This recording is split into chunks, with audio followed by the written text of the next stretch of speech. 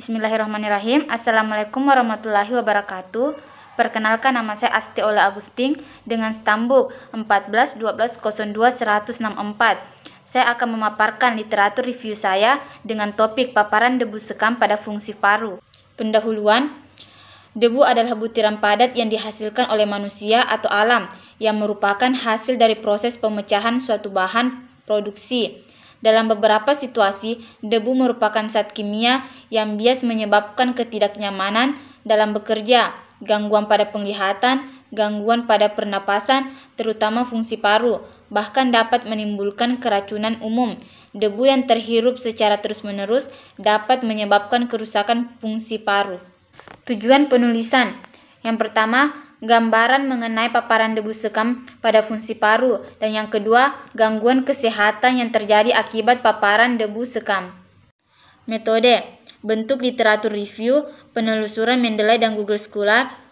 Kriteria inklusi, yang pertama artikel atau jurnal yang dipublikasikan di Mendeley, yang kedua artikel atau jurnal yang membahas mengenai paparan debu sekam terhadap fungsi paru, yang ketiga artikel atau jurnal berbahasa Inggris dan Indonesia, yang keempat artikel atau jurnal yang dipublikasikan 2021 sampai dengan 2023.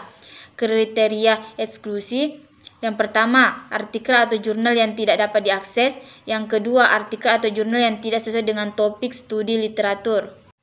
Hasil, 6 jurnal terdiri dari 5 jurnal internasional dan 1 jurnal nasional. Berdasarkan hasil penelusuran, menggunakan kata kunci Husdus on Pulmonary Function di Mendeley ditemukan hasil 208. Kemudian dilakukan screening sesuai kriteria yang telah dibuat sehingga menghasilkan 6 jurnal yang sesuai dengan kriteria inklusi dan eksklusi. Paparan debu sekam. Paparan debu di lingkungan kerja dapat mengakibatkan gangguan kesehatan pada pernafasan pekerja. Akibat dari debu yang semakin menumpuk terus-menerus. Debu merupakan komponen bahan kimia yang memiliki partikel kecil dan dapat bersumber dari produksi, yang dapat menyebabkan gangguan pada pekerja baik dari kesehatan maupun keselamatannya. Sekam padi diketahui memiliki kandungan silika yang melimpah, dan silika biogenik ini dapat menyebabkan penyakit paru-paru menyerupai asbestosis, yaitu penebalan pleura, fibrosis, dan kemungkinan karsinoma bronkial. Hubungan paparan debu dengan kapasitas fungsi paru. Organ yang sangat penting bagi tubuh manusia adalah paru-paru, yang merupakan satu-satunya organ yang berhubungan langsung dengan udara luar. Kondisi lingkungan, termasuk pencemaran udara yang disebabkan oleh debu, dapat mempengaruhi kesehatan paru-paru. Ketika partikel debu masuk ke dalam saluran nafas, reaksi pertahanan tubuh non-spesifik terjadi, seperti batuk, bersin, gangguan transportasi lendir, dan fagositosis oleh makrofag. Otot polos di sekitar jalan nafas dapat terstimulasi, menyebabkan penyempitan. Kondisi ini umumnya terjadi ketika kadar debu melebihi batas yang diizinkan. Partikel debu yang masuk ke saluran udara akan berkumpul di area awal saluran pernafasan dan akan difagositosis oleh makrofag. Partikel debu yang beracun bagi makrofag dapat menyebabkan autolisis.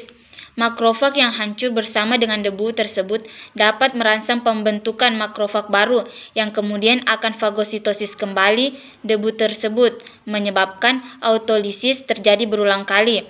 Penyakit paru dapat berkembang akibat paparan debu yang tergantung pada jenis debu, durasi paparan, dan sensitivitas individu. Namun, gangguan fungsi paru tidak hanya dipengaruhi oleh kadar debu tinggi di lingkungan kerja saja, tetapi juga dipengaruhi oleh karakteristik dari responden. Hal tersebut menunjukkan bahwa gangguan fungsi paru tidak hanya dipengaruhi oleh kadar debu di tempat kerja saja, tetapi masih terdapat faktor-faktor lain yang berpengaruh. Demikian itulah literatur review yang sempat saya paparkan pada hari ini. Terima kasih banyak. Wassalamualaikum warahmatullahi wabarakatuh.